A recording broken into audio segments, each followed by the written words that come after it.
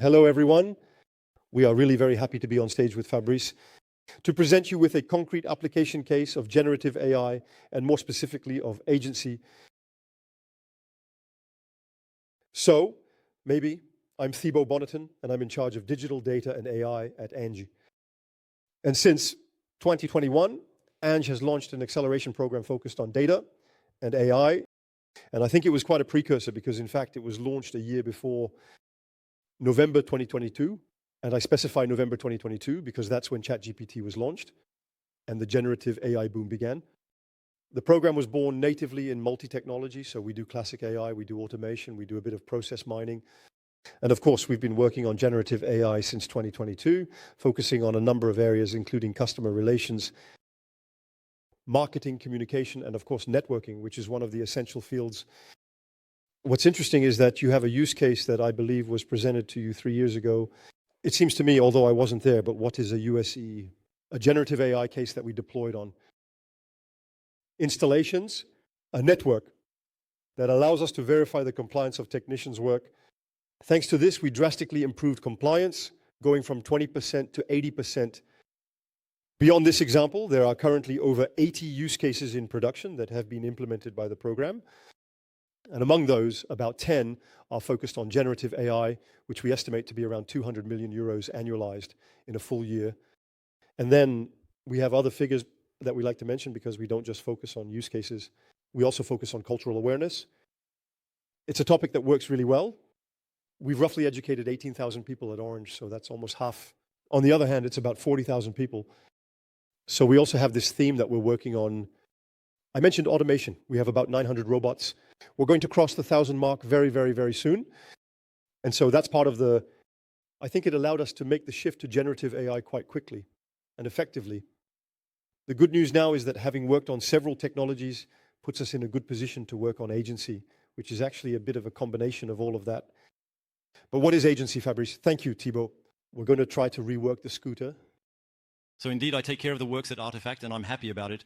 We're going to try to tell you about generative AI in a somewhat concrete way based on real experiences. So maybe just to explain first what generative AI is. So in fact, generative AI, it's artificial intelligence systems that will be able to perform complex tasks with a high level of autonomy. So what really sets it apart from traditional AI is that it allows for actions to be carried out. A few very simple examples that we often see.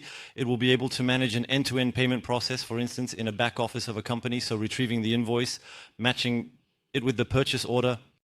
If there's an anomaly, send an email to the supplier to ask if the amount is correct, what the amount of the purchase order is, and then validate the invoice up to the system entry. We have the same cases, for example, in the world. For example, in the world of chatbots in banking, instead of just telling you how much money you have in your accounts, it will help you in resolving, for example, your deficits by detecting where you have a shortfall, suggesting a transfer from one account to another, and so on. So it's an AI that has learned to perform actions. So how does it work? How does it work in a very concrete way? In fact, in an agency system, we have 3 cognitive functions that are the same cognitive functions as a human. The first function is to perceive, so being able to understand an instruction and a context. And the strength of these AIs with generative AI is that they can ingest many types of information. So they can absorb unstructured data, PDFs, photos, texts, instructions in a chat, Excel files, to understand what is being asked of them and what the contextual elements are. Then based on that, an agentic system is being able to reason.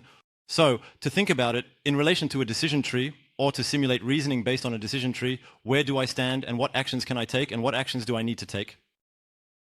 And finally, the last part, which is the most visible, is that in the end it acts, so it can trigger actions. So often these are actions within the information system. It can send an email, send a text message, making an entry in SAP, creating a Jira ticket, for example, in an intervention process at Orange. We'll talk about that later. It's a new branch of application for artificial intelligence. Traditional AI allowed us to shed light on very specific decision points with logics and use cases. For example, sales forecasting, where we would calculate a precise forecast, a segmentation, a score. So it shed light on few specific points of decision-making process. Agency and generative AI in these use cases allow for the complete automation of a process. So the impacts are deeper. So we have direct productivity impacts on certain work processes and significant impacts. Business also in reducing lead time and increasing the quality of a process. And there you go, that's what we tested on the case. Clarifibre, What is Clarifibre, Thibault? That's good. I'll be able to answer the question. Before that, I need to give you 3 basic concepts about telecommunications. There you go. In fact, we focused on the issue of customer connections. When you request a fiber connection, you are making a connection request at your home. We're still doing about 2.7 million of them, and that's planned for 2025. And it turns out that in 10% of cases, the connection doesn't go well. I'm sure you've all experienced that, or you all have a friend or family member who has experienced that. In general, in Paris, it's pretty okay, but as soon as you go outside, you have secondary residences, and it gets a bit more complicated. So this is what we actually call a production failure. And why is there a production failure? There are several reasons. Because the address is incorrectly provided, that's the first reason. Because the equipment at the connection point is overloaded, that's the second reason. Or simply because we don't have access to civil engineering. All of this to say that it's still a pretty complex ecosystem, since it mobilizes about 10 partners, EBU, and it calls on around 20 information systems. And that's why Agentic AI makes sense today. What is Clarifibre? In fact, it's an analysis, a trigger for action on production failures. You should know that manually, and this may have happened to you before. When there's a production failure, analyzing it can take up to 2 months, because in fact, you need to go about it in a way in the 20s. Yes, to gather the information, understand what happened, etc. Clarifibre. This is the solution that allows you to reduce the time taken to analyze production failures in a drastic, and we have it in the next one. The solution that is actually an agentic solution, it's an interface that was designed to help and simplify the lives of intervention pilots, the people who are in charge, to trigger and ensure the quality of the network. Clarifibre is agentic because it does 3 things. It synthesizes information from about 20 different systems. So I understood that it was capable of perceiving, then it suggests, so it draws conclusions. It reasons, and finally, it acts, since in a number of cases, it can automatically trigger actions.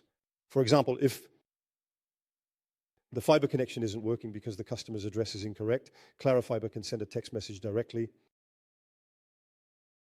It's an interesting US case that we've deployed and at the end of last year, and is now reaching its full maturity. We wanted to explain to you how we did it, how it works to build an agency solution, focusing on 4 steps that we think are important in an automation and agency approach. First step, it's not new, but it's about spending time in the field with users to understand how it works. So we went to the intervention centers, we went to Lion to see intervention pilots and to concretely understand what their needs were, what their pain points were in the field. So what we quickly understood is that they have 2 responsibilities. The first is to investigate, so it's about looking into all the information systems to see what happened and what the cause was.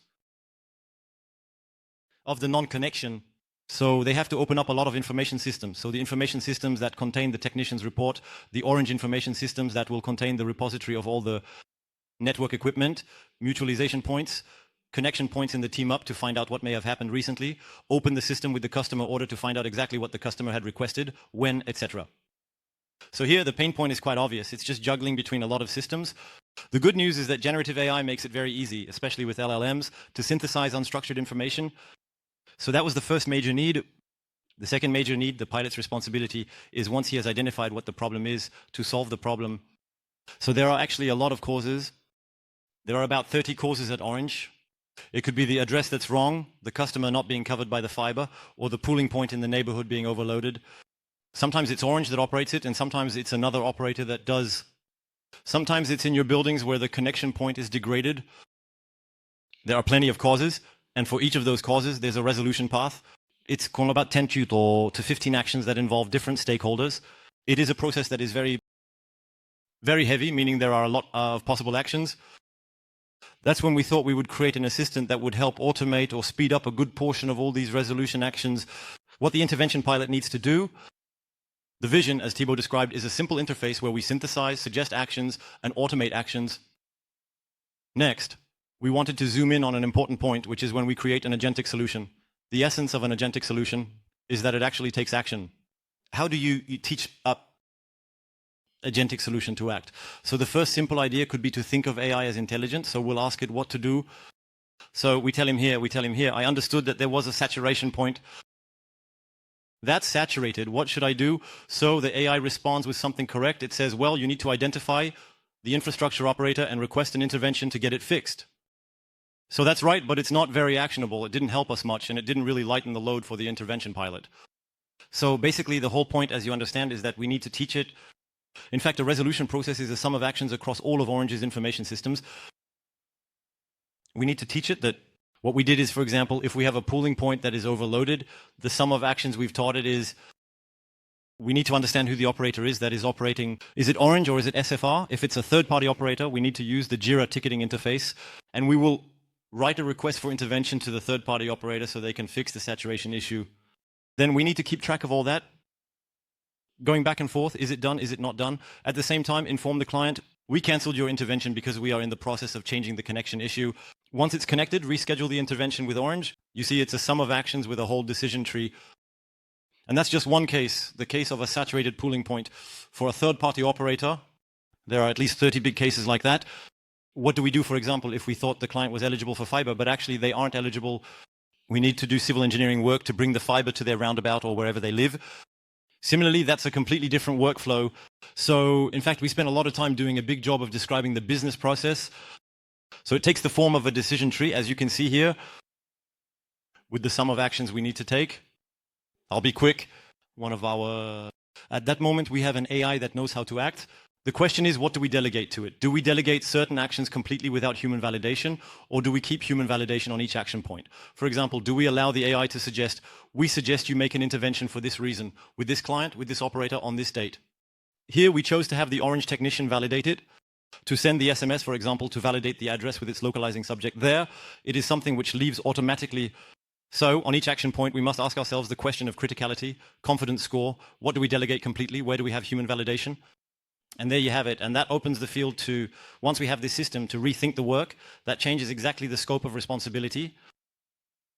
All intervention pilots can do more, can possibly be more generalist, less specialized. So that opens the field. In fact, it allows us to rethink the work and what we're doing with Orange. So that's how we built it. And so we're very happy with the results. Thibault, listen. Thank you, Fabrice. Remind me to print the intervention technician diploma you requested, because I thought it was particularly clear and detailed. Regarding the results, actually, we're saving a huge amount of time in analyzing the tickets. In reality, there are a considerable number of tickets that are opened on each production failure. So we're saving about 75% reduction in processing time. We deployed it today to 300 users, and it's meant to scale up, of course. And one interesting element is that, and we generally see this in AI systems, we see it in advisor systems, companion systems, for example, or companions for agents. AI also improves and speeds up training, some new ones, of new pilots or new advisors. In reality, when you have AI, it's a kind of leveling up. And we've significantly reduced the training time for the pilots because things are clarified. Thank you, Clarifibre. Thank you very much. And if you have any questions, feel free to ask. We're at the Artefact booth. We'll be happy to answer them. I don't know if we can take questions. That's the goal. No, I don't know.